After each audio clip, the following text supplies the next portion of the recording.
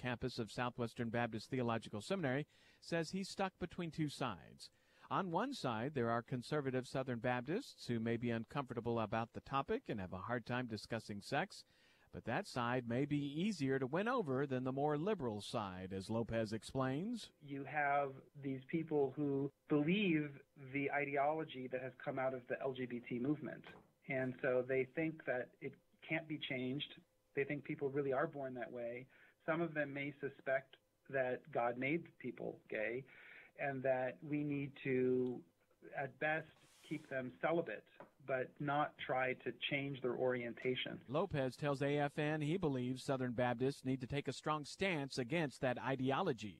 I think we do have to have a viable ministry that helps people to go from homosexuality to heterosexuality. Lopez has submitted a resolution that he hopes will be brought before messengers for adoption at the SBC annual meeting in Dallas. I'm Bill Bumpus. And it's not fake news. You can now get paid for getting the flu. A remodeled hotel in St. Louis is being used for an unusual test to see how well the flu vaccine works. St. Louis University Center for Vaccine Development is looking for volunteers. If you're selected, you check into a special research suite at the hotel, which is actually being called Hotel Influenza. You'll get a flu shot, or you might get a placebo. Then you'll be given a dose of the flu virus through a nasal spray. For the next 10 days, you'll be quarantined while nurses check your blood to see how well the flu vaccine is working. For your efforts, you'll be paid $3,500, plus you get a nice hotel room with private bathroom, TV, and internet. After the 10 days is up, you can check out, although you might not feel very well.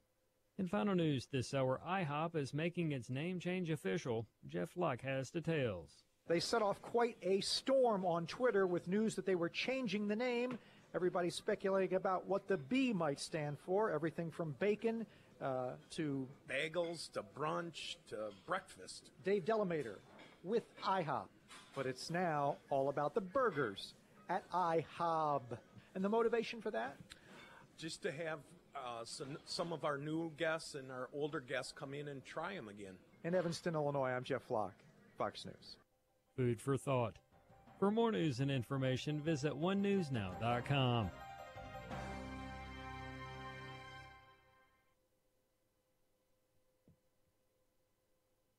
Family is an institution set forth by God, one man and one woman for life, with the outflow being children produced by that union. It's obvious to all that there is an attack on the family in our country, and especially on fathers.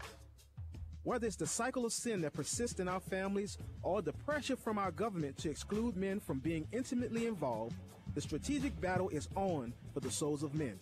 Join us in the battle to strengthen fatherhood. UrbanFamilyTalk.com.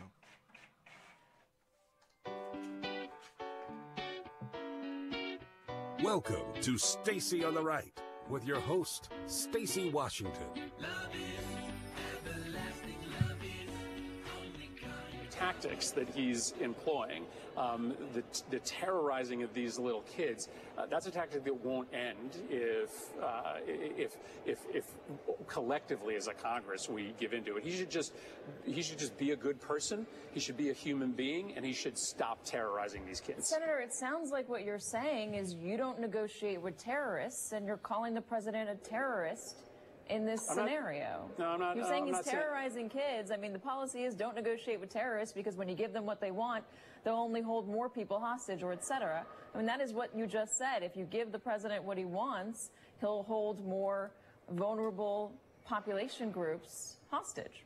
Well, I did not call the president that name, but what I did say is what he is doing to these kids is terrorizing these kids. It is inflicting terror on them. It is fundamentally traumatizing them in a way that they will not recover from. That is an accurate description of what he is doing. Welcome to Stacy on the Right. So glad to be with you here on Urban Family Talk and American Family Radio. AFR.net and UrbanFamilyTalk.com are the websites where you can check us out.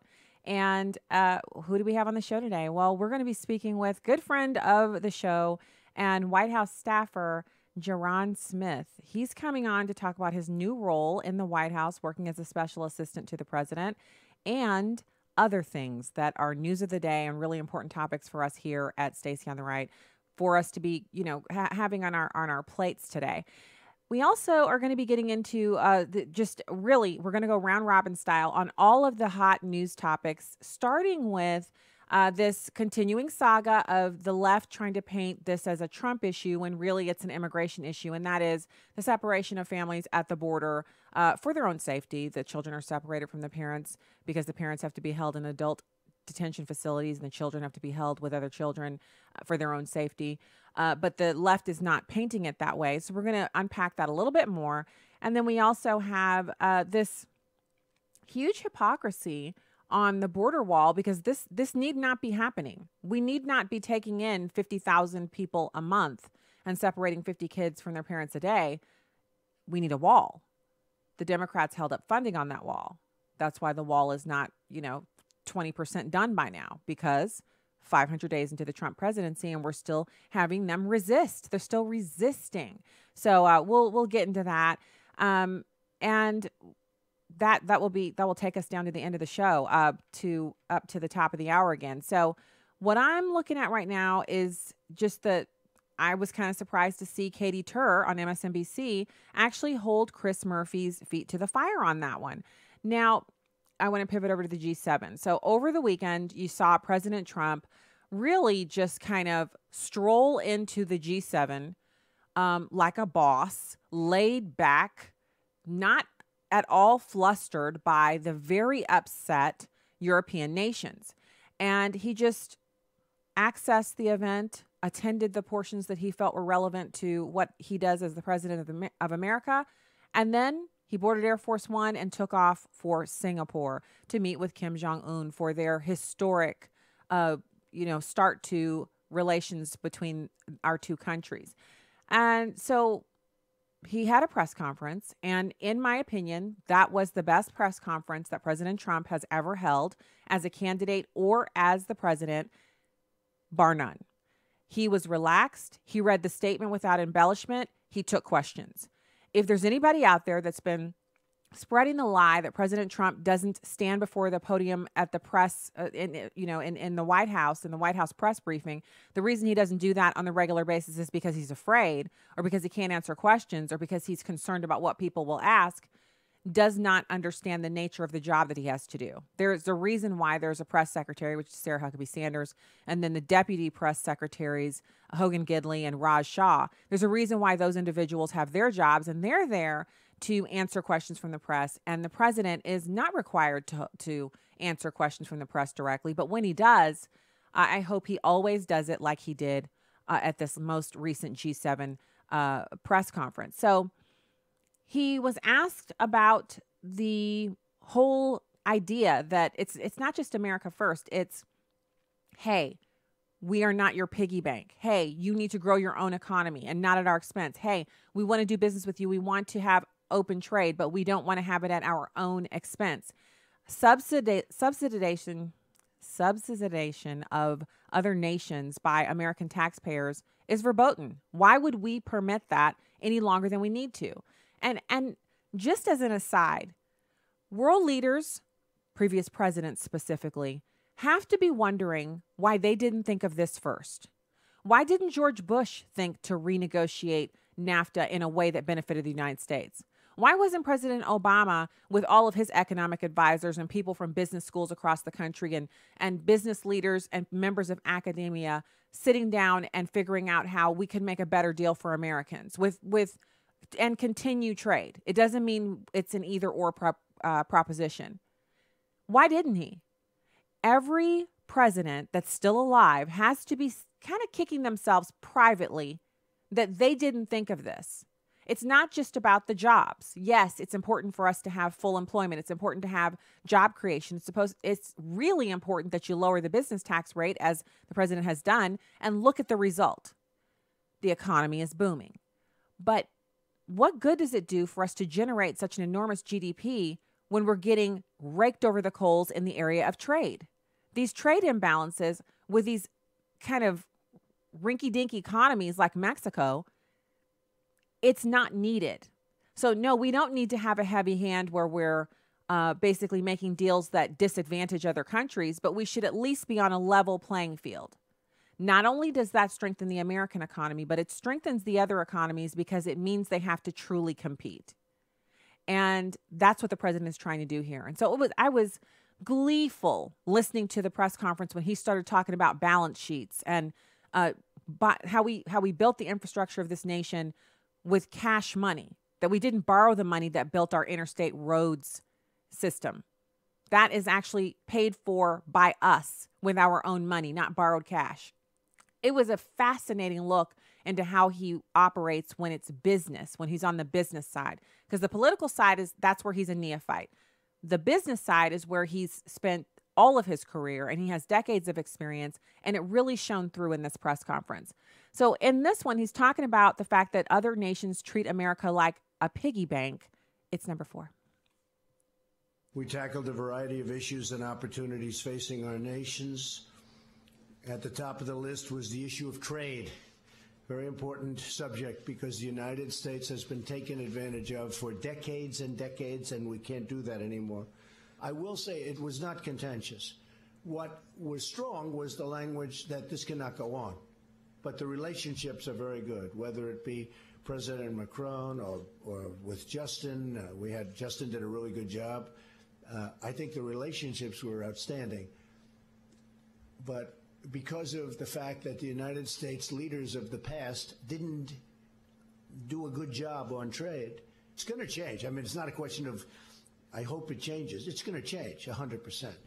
And tariffs are going to come way down because people cannot continue to do that. We're like the piggy bank that everybody's robbing, and that ends. We had extremely productive discussions on the need to have fair and reciprocal, meaning the same. People can't charge us 270% and we charge them nothing. That doesn't work anymore. The relationship that I've had with the people, the leaders of these countries has been, I would really rate it on a scale of 0 to 10, I would rate it a 10. That doesn't mean I agree with what they're doing, and they know very well that I don't. So we're negotiating very hard tariffs and barriers. As an example, the European Union is brutal to the United States. They don't take, and they understand that. They know it. When I'm telling them, they're smiling at me. You know, it's like the gig is up. It's like the gig is up. They're not trying to, there's nothing they can say. They can't believe they got away with it. Okay, so it's there. I stress to you that if you didn't hear it, if you maybe just heard snippets, especially the snippet, which we will have on the show. In fact, we're going to play that in just a second here, where the CNN reporter, out of all the questions that were asked, the CNN reporter came in with this really just absolutely unacceptable question. And it wasn't that he couldn't ask for the information he was seeking. It's that the way he phrased the question was so that he could be disrespectful to President Trump in that venue. And everyone else was very respectful. They asked some difficult questions, but they were respectful. And that's really where the rubber meets the road here. When everyone was so angry when there was a State of the Union address back when President Obama was in office, and one of the reps stood up and yelled, "You lie." And a bunch of people on the right were energized by that. But the majority, they were the minority. A bunch, sure, but they were in the minority. Everyone else was shocked and horrified at such a display during the State of the Union to the President of the United States. I know I was. I actually thought to myself, you know, if anything harms the conservative position, the position of Republicans in this country, it's having some dude stand up and yell, "You lie," during the State of the Union. And not having everyone on the right stand up and firmly denounce that kind of behavior. Whether you believe President Obama was lying or not, it's the act of disrespect that was the problem. As Christians, we're called to respect those who are placed in authority over us and to pray for them. And we know that the Bible says that that God turns the head of our leader whichever way he would have it to go. And so we have to pray and petition God, please, you know, help us with this situation. Give our leader wisdom and strength to be able to do what they need to do. Now, do I believe that President Obama acted in ways that were pleasing to God? No, I don't. But I do know that when we behave in certain ways, just as it was in times of old in the Bible, when the Israelites would thumb their nose at God and they would go after other idols and go after other gods, and they would promote barbaric ways in their culture. At some point, God gave them over to whatever they were planning on doing and let them experience the full measure of their sin. And we see that happening here in this country. The border being completely out of control, that's not an accident. All of the natural disasters you're seeing in California, not accidental. The things that you see happening in California's economy and the way that some of the most beautiful areas of California are now being defiled, not an accident. When we turn away from God and he removes his hand of blessing, it doesn't mean he's not there and willing and waiting to forgive us and to bring us back into right relationship. But as a nation, when we put other things ahead of him and basically say, not only do we not want you in public, we just don't want you here, get out, then the results, it's what we've asked for. So with that kind of disrespect coming towards President Obama, and it happened, there was that You Lie incident. There were some other things that occurred that I felt like, whether you felt they were justified or not, whether you were righteously indignant or angry or not, they were disrespectful to the office of the presidency. Now we have the same thing going, only it's in reverse. It's from Democrats and leftists towards President Trump. And they feel fully justified in doing it because they feel like the president they had that they loved was disrespected, and now they're going to disrespect President Trump. It's all wrong. All of it. But here you have this CNN reporter, and I started to say, if you haven't seen the press conference, you got to see this. It's like 27 or 30 minutes long. It's not that long, but it is packed with information. And President Trump actually gives you a peek into how he came to think about the actions that he's taking. So it's not some wild, roguish, I'm mad and I'm on Twitter and now I'm at the G7 and I'm going to be rude to everybody. It is a coordinated, concerted effort at bringing the American taxpayer out of the pockets of European nations and our trading partners. And that's all it is. So let's listen to number 5. As you were heading into these G7 talks, there was a sense that the America's closest allies were frustrated with you and angry with you, and that you were angry with them, and that you were leaving here early to go meet for more friendlier talks with Kim Jong-un in Singapore. And I'm wondering if you view it the same way, and do you view the U.S. alliance system shifting under your presidency away? Who are you with, out of curiosity? CNN. I figured. Fake news, CNN. The worst. But, I could tell by the question. I have no idea you're with CNN. After the question, I was just curious as to who you're with. You're with CNN. I would say that the level of relationship is a 10. We have a great relationship. Angela and Emmanuel and Justin, I would say the relationship is a 10. And I don't blame them. I blame, as I said, I blame our past leaders for allowing this to happen. There was no reason this should happen. There's no reason that we should have big trade deficits with virtually every country in the world. I'm going long beyond the G7. There's no reason for this. It's the fault of the people that preceded me.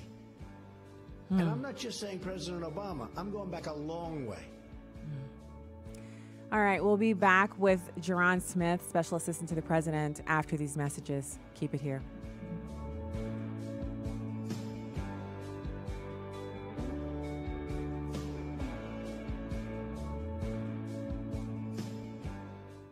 Hi, I'm Will Addison. And I'm Miki. From Airing the Addisons on Urban Family Talk.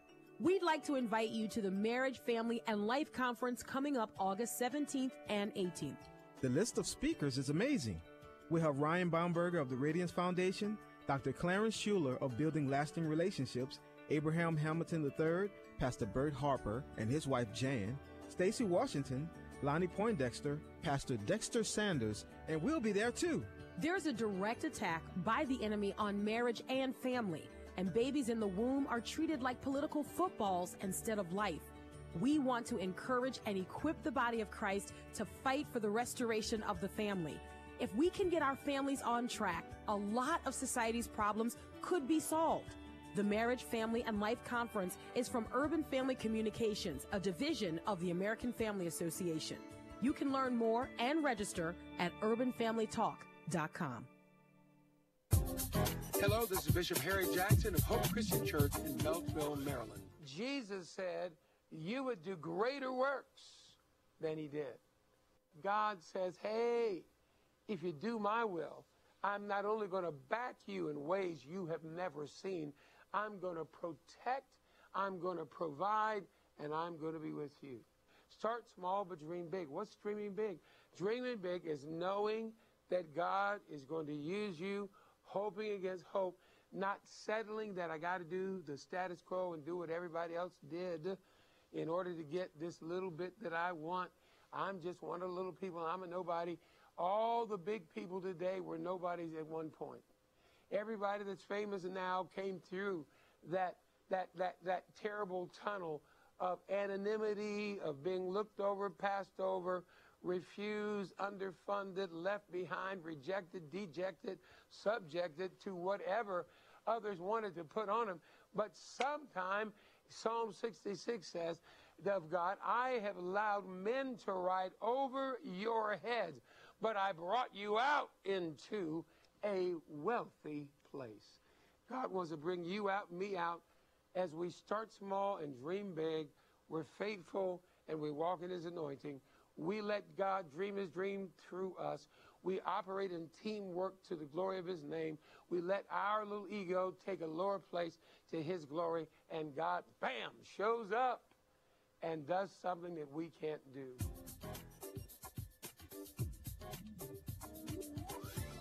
Join us this Sunday morning at 6251 Avondale Road in Beltsville or on the web at thehopeconnection.org.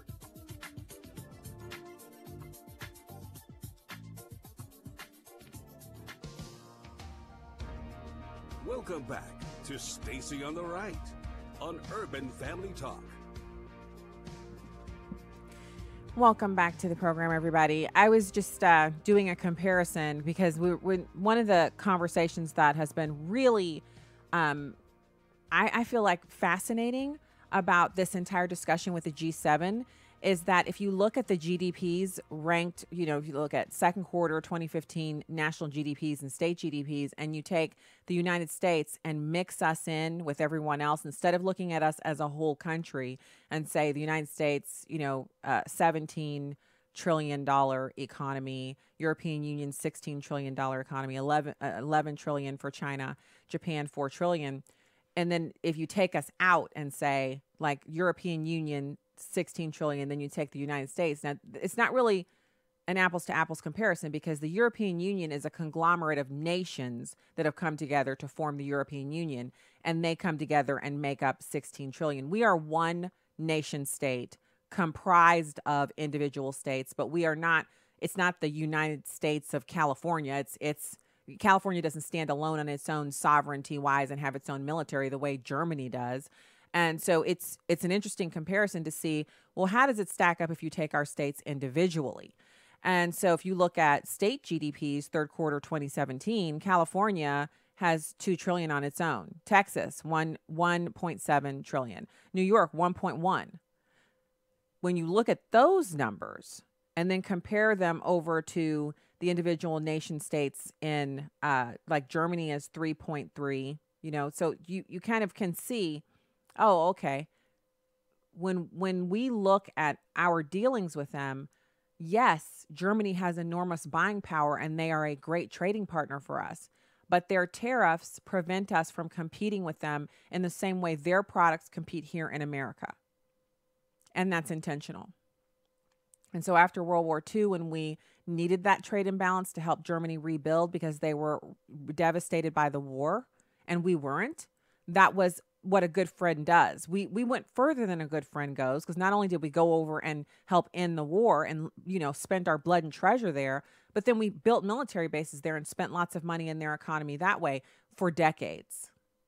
So at this point, Angela Merkel may have a problem with renegotiating the trade situation between Germany and the United States or the EU and the United States, but she doesn't have any justification for it.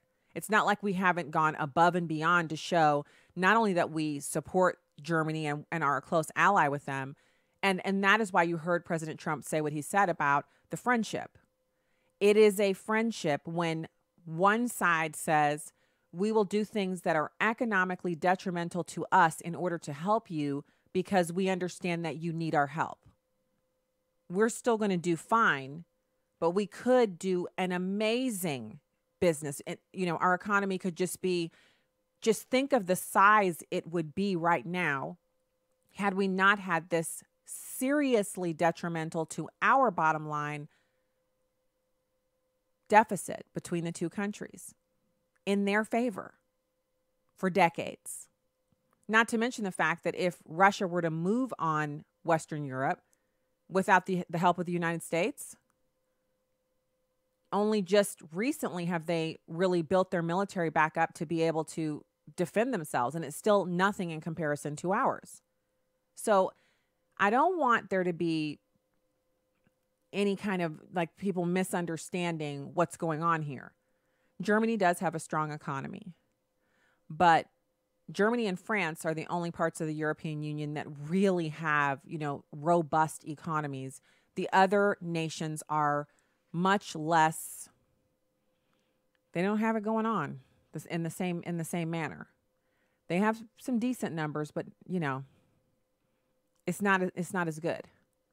And when their countries stand alone outside of the European Union, only a couple of them are in the same neighborhood of being in the top, 1, 2, or 3. But the United States, because I see how they have it broken out here, and I'm on Wikipedia. They have a list here that they've compiled using data from the International Monetary Fund, the Bureau of Economic Analysis, and other governmental sources on GDP, et cetera. And I see the methodology because I was looking for comparisons between U.S. states and countries by GDP. And so if you want to compare individual states, then that means you're taking the United States as a whole. You take that number, but then you're saying, let's not look at that whole. Let's look at the individual states. And, our states are doing some serious business. And yeah, I mean, you've got the state of Missouri where I live in the same neighborhood GDP-wise as Israel.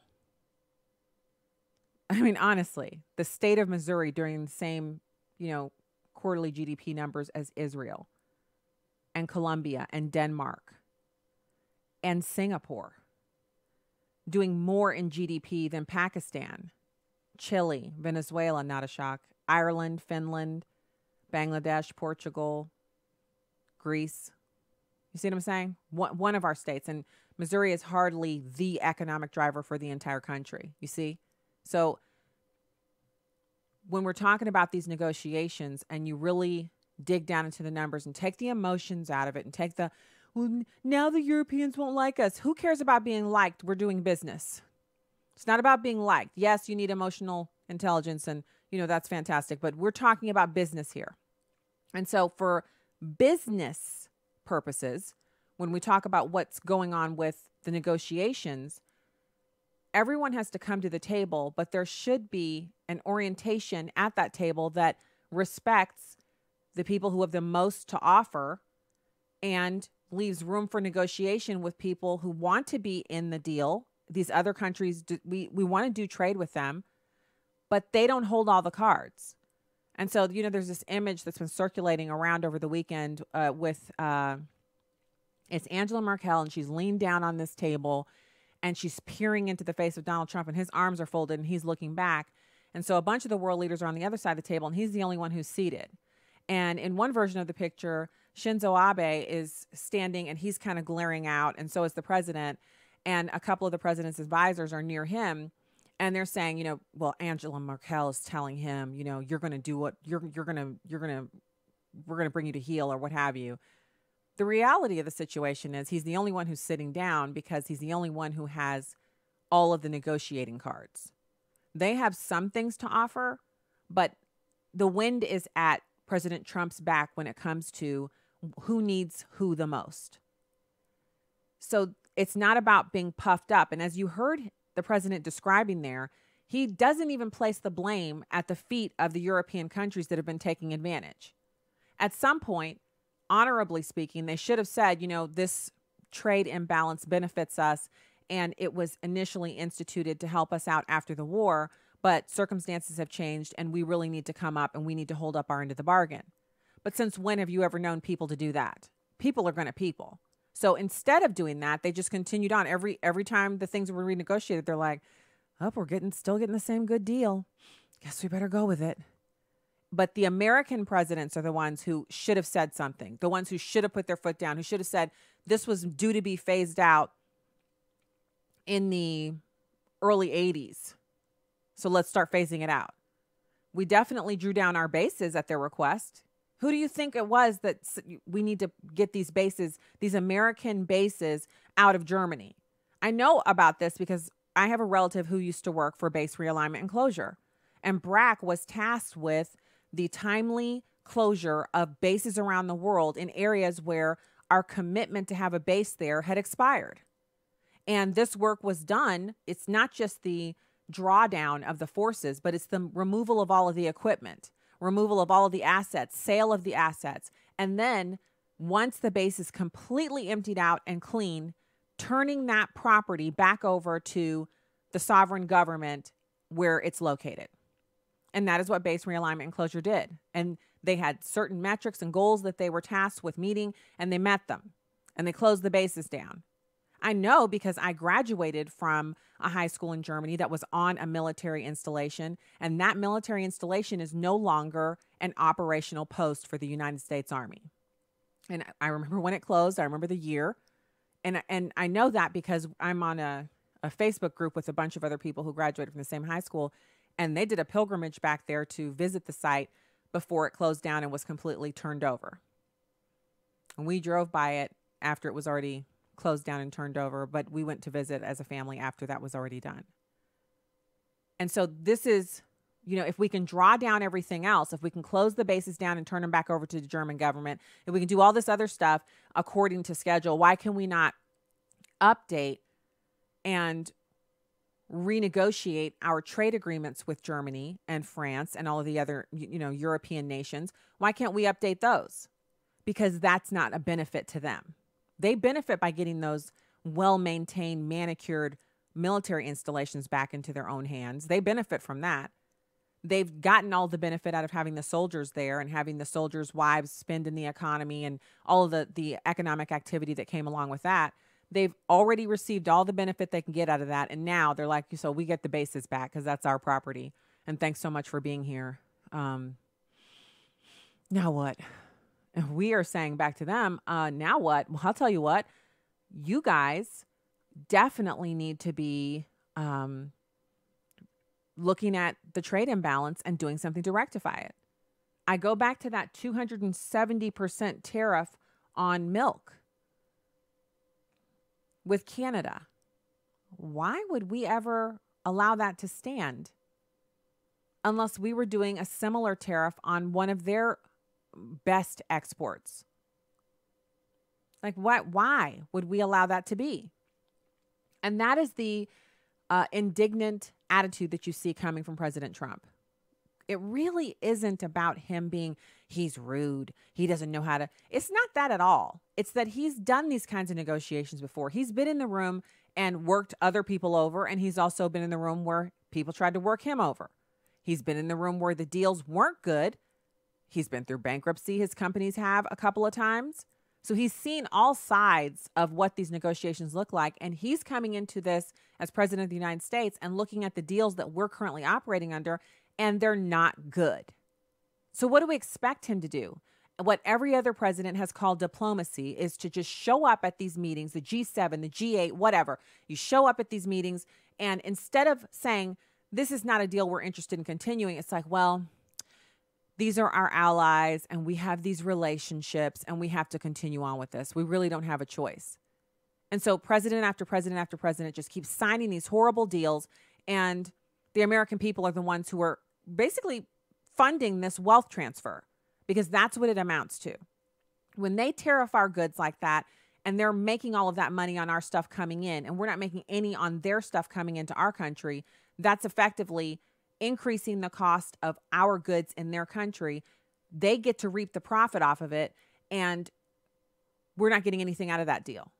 Very limited trade, because obviously the people, the consumers in their country are not going to buy the American goods that are jacked up and overpriced. They're buying the domestic products or products from another country that doesn't have the same kind of tariffs levied on it. So we're not competing on an even playing field. So this is basic economics that the president is trying to explain and get into, and that's why I really appreciated his press conference so much, because it was very explanatory. He took the time to really go into what he was thinking and why he was taking the actions that he's taking. And I loved how when he first met with Justin Trudeau and they were shaking hands, and he said Justin has agreed to eliminate all the tariffs and all the subsidies. In other words, why wouldn't we, if we're such great friends, just eliminate all of it and just, thrash it out in the open market? Why wouldn't we do that? And of course, Justin Trudeau has made it clear. He's even said that the tariffs that they levy are honorable and good, but if we raise our tariffs, well, that's not right. That's not good. So would you allow anybody else to treat you like that? Like, we're Americans and we have these elected officials who've been allowing this to go on for all this time. But would we allow this in our own private lives or in any negotiation we were working on where the bottom line is how much money you get to bring home to spend on your family for mortgage and electric bills and rent and all that, whatever bills you have, car payments, tuition payments, savings, whatever, whether you get to go on a vacation.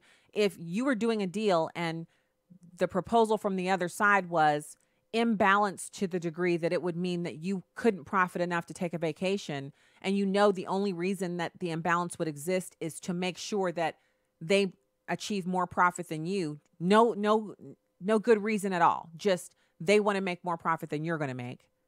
That's probably not a deal you would make repeatedly. You might make it for that first go round until you could find someone else to do business with that would be more equitable. And that's what the president is trying to do. And the reason I'm going so far into this today on the show is because I spent over the weekend just so, I try to unplug, and I did. But then when I replugged back in and I saw what people were saying, it's like, well, we can't have people, we can't have President Trump going over there and talking like that to our allies. This isn't about how they talk to each other.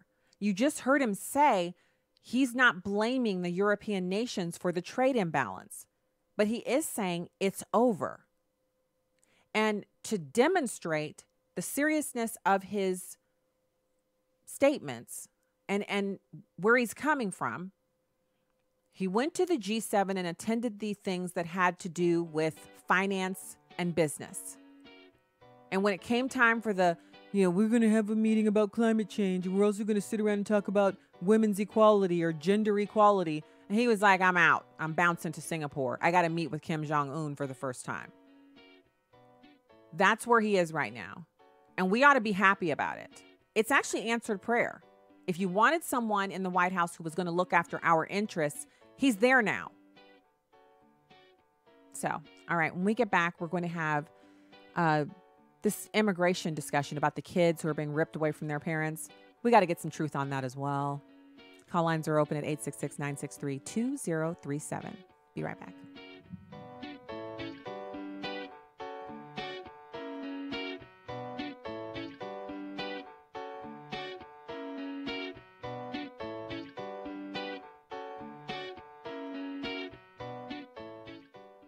Hi, I'm Will Addison. And I'm Miki Addison of Airing the Addisons on Urban Family Talk. Family is so important to everything. I mean, think about it. Right after God created Adam, he made family by creating Eve as his wife. We'd like to invite you to the Marriage, Family, and Life Conference this summer. We'll have a full slate of experts to help encourage and equip the body of Christ to fight for the restoration of the family.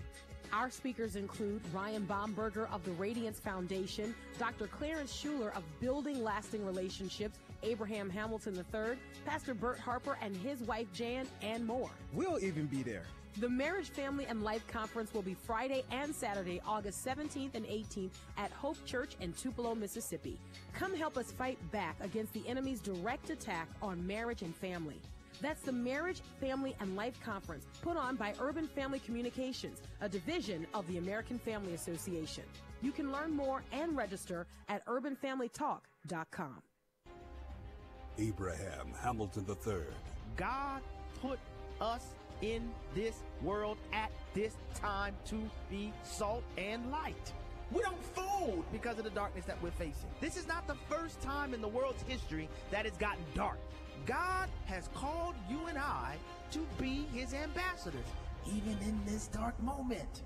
Tune in to the Hamilton Quarter, weekdays at 5 p.m. Central on Urban Family Talk.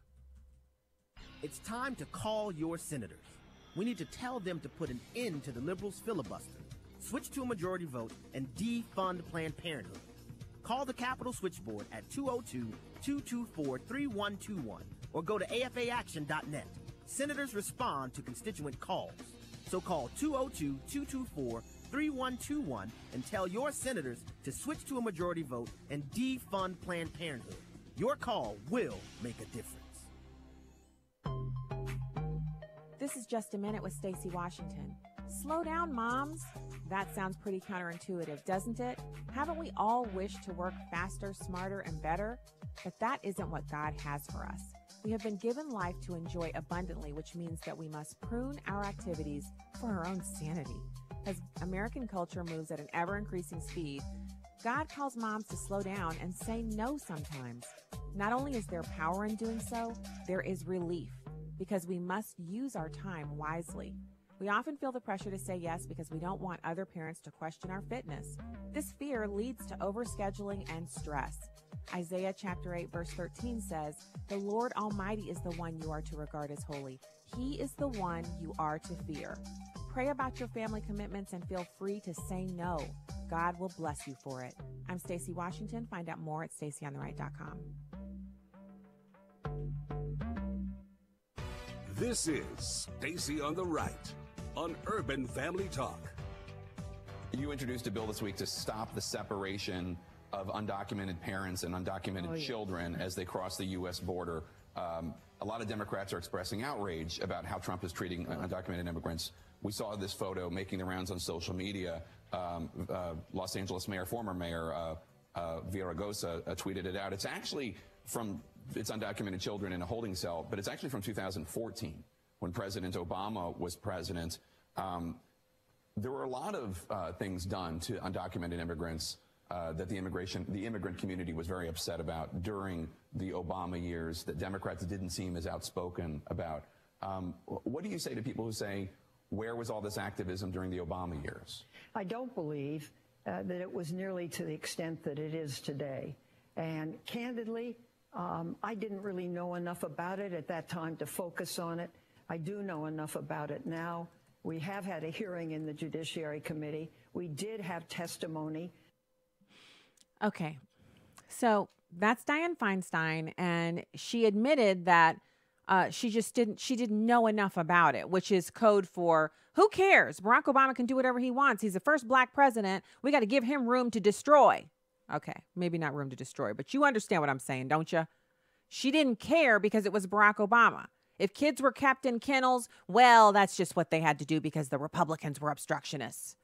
If kids weren't being taken care of or they were being separated from their parents, well, if the Republicans wouldn't obstruct, it wouldn't be a problem. But now that it's Donald Trump and he's such a big, huge racist, well, so if you don't subscribe to the newsletter, then you missed out this Sunday because I sent a whole bunch of links in with the news notes, and they were links to actions the president has taken that if he were the first black president, they would be heralded as finally righting these wrongs.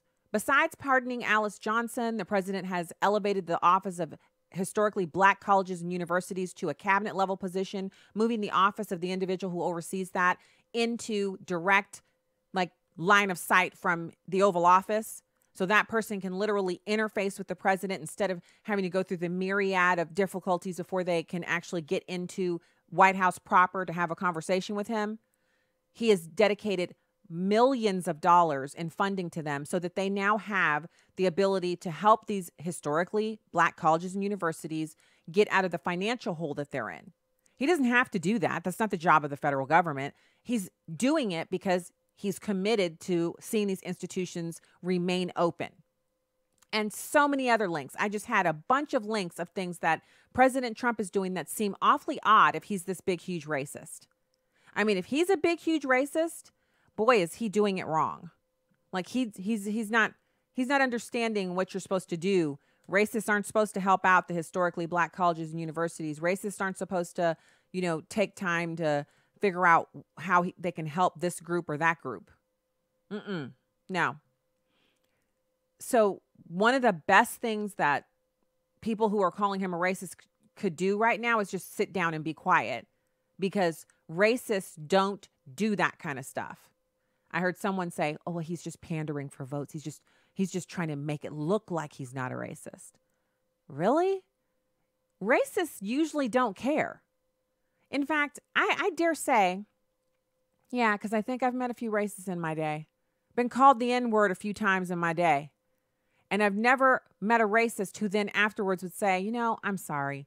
When racists reach out to me in my private messages and my DMs, they don't say, I really wish I wasn't a racist. No, they just call me a bunch of racial slurs and threaten me. And when I confront them about it, they don't back down. They say it's what I deserve. And if they could get to me, they'd kill me. That's what they say.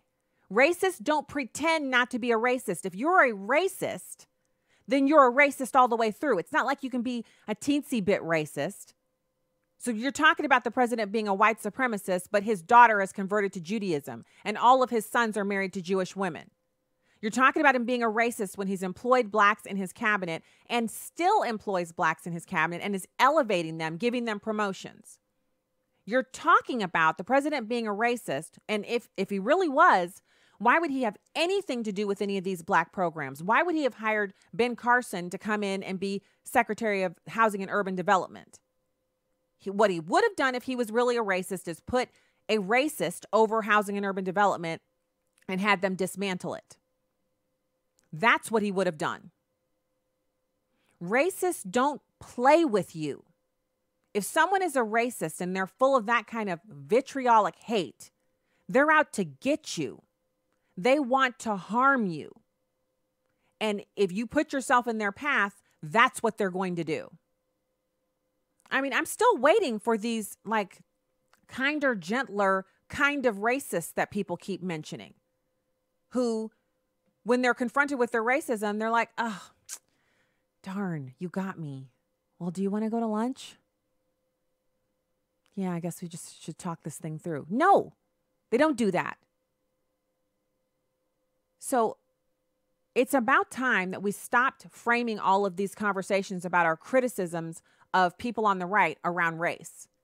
It's not, look, I'm not going to deny that there are racists out there, but the conversation that we need to be having about any disagreement that you have with Donald Trump's policy should be the policy itself, why you disagree, some supporting facts and statistics, leave your emotions out of it, and then you can argue back and forth and debate whether or not the policy or proposal has merit, whether it has been shown statistically to work over time, whether it has unintended consequences. The reason liberals don't want to have those conversations is because look at inner cities around America. Look at all of these horrible ghettos that are run exclusively by Democrats. People with that kind of track record don't want to start talking facts and figures and numbers. They don't even want to own the fact that they turned America's cities into ghettos. They don't want to own it. So why in the world would they want to discuss true policy solutions? No, that's why they have to beat that race card into the ground. And if you're a part of that, if you're listening to people talk about how Donald Trump only does that with the border because he's racist. He only wants to get out of the Paris Agreement because he's a racist. He only wants to do this or that because he's a racist.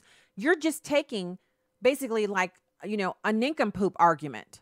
You're basically saying you have no capacity to think through any kind of policy or anything like that. All you can do is just grab onto one word and just say it over and over and over again and work yourself into an emotional frenzy. And the reality of the situation is, while you're working yourself into a frenzy, gang members and MS-13 are still shooting up black folks in the inner city. And inner city kids are still going to failing schools, some of them with no air conditioning. And they're going home at night and they're sleeping on a mattress in the middle of a floor with no adults in the house.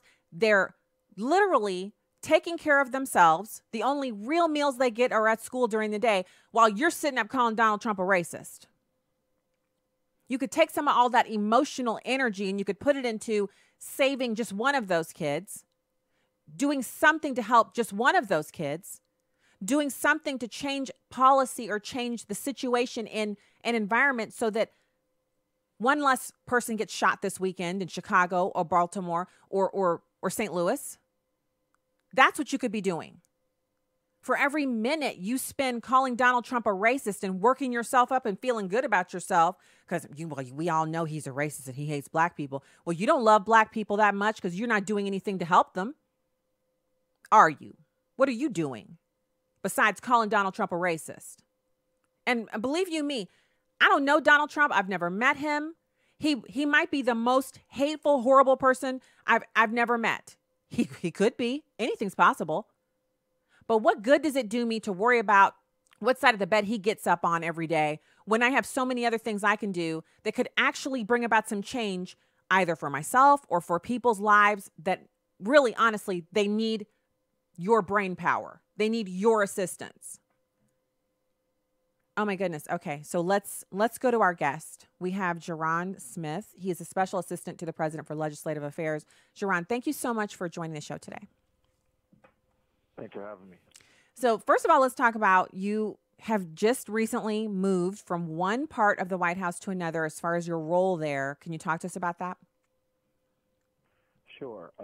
My role before was with the Domestic Policy Council, and that council is in charge of most of the president's domestic policy. I focused on its issues dealing with housing, economic development, urban revitalization, and in that addition, I was able to advise and coordinate writing 5 executive orders. We also worked with the Legislative Affairs team to, determine policy positions on certain legislative vehicles. Now that I'm on the Legislative Affairs team, I work the Ways and Means Committee, House Ag Committee, Homeland Security Committee, and the Education and Workforce Committee. So we'll be representing the president's priorities on Capitol Hill. And so it's been really fun. It's great to be out there back in some of the old shops that I used to work with on the Hill. So I'm totally excited about it. I'm always excited to see, it doesn't matter who the person is, when people are working hard, the fruit of their labor is that they get to move up and do even more, get more responsibility, et cetera. Over the weekend, the president was, obviously, he attended the G7 meetings, and it was, in my opinion, the most masterful performance he's put forward thus far on the international stage as, leader of the free world and the president of the United States. He was in the zone because it's the area that he's most comfortable in, the business world, negotiations, balance sheets, talking about money and deals. And I felt like other world leaders, first of all, they weren't ready to deal with him at that level. And second of all, his focus was so laser tuned because he knew he had a limited amount of time at the G7, and then he had to move on to go to Singapore to have this. It's a history-wrecking event for him to choose to meet with the dictator of North Korea. All of this is going on while we see Hollywood. You have De Niro's, expletive Trump. It's just this horrible, really nasty, vitriolic atmosphere coming out of huge sectors of the private populace of America. People in leadership, Hollywood, things like that, really have driven home this idea that the president is a racist. And I was just addressing that before you came on just now, because I feel like it's not only is it misplaced, but it's a waste of our time and effort. You happen to be of the permanent tan, as I am myself, JaRon. What has been your experience working with the president? I've seen you there. I know what you look like, and I've seen you in the White House, so I know you work there for real. So what do you say to that, JaRon, that this man that works closely with you and others and is doing so much to improve the lives of Black Americans through the lowering of the unemployment rate, et cetera? What do you say to these people who they can't get off the word racist? They can't get away from it. Sure. Well, I mean, it's a lot of, to me, just propaganda. I mean, he's been committed to helping all Americans. And I can say in all of my interactions, it's a lot of love. We have a great team. We have a very diverse team, especially here over in the Legislative Affairs shop. And we're all committed to helping all Americans. And everyone here that I work with in the White House, wakes up every day to try to figure out how they can best make America better. And so this has been a beautiful, wonderful experience, and I'm so proud and humbled to be a part of this team. Well, I'm really glad that you're there because I think a lot of the things that we've seen come out of the White House of late, I happen to know you've had a strong, steady hand in guiding those things out and making sure that these are now realities for millions of Americans in a number of different areas. And I wanted to say thanks for coming on the show today, and also for the work that you're doing, the difference that you're making. We will get to in our granny years, and I'm older than you are. We'll get to in the granny and granddaddy years, sit back and kind of look back and go, remember when JaRon used to work at the White House and he was doing this and that? Look at this over here, and we'll be able to be happy and proud of those accomplishments. No, I agree. That there's more to come. We're going to do a lot of work on economic development and revitalization, the rollout of the opportunity zones. We're continuing to work on issues like prison reform. And so I'm really excited about what's to come, and we'll continue to work hard here in the White House for all the American people and for the president. Well, thank you. Thank you so much. JaRon Smith, Special Assistant to the President for Legislative Affairs. Keep up the great work, and we're rooting for you guys, and I hope to speak to you again soon. Okay. Thanks so much. You have a nice day. You too. So he just had a few minutes to come on the show today and just to talk to us for just a brief second. Mr. Smith previously served as Special Assistant to the President for Domestic Policy, but as he said, he's now in the Legislative Affairs shop, and he's happily working away there, getting things done on behalf of the American people. I'm so glad to have been with you today. I'll be back with you tomorrow with Stacey on the Right, live here on Urban Family Talk and American Family Radio. God bless. Oh, and I'm filling in for Abe in 1 hour. So at 5 o'clock Central, I'll be live on his nationally syndicated program on American Family Radio. So tune into that. I'll have fresh content for you, and it's going to rock. Good night, everybody.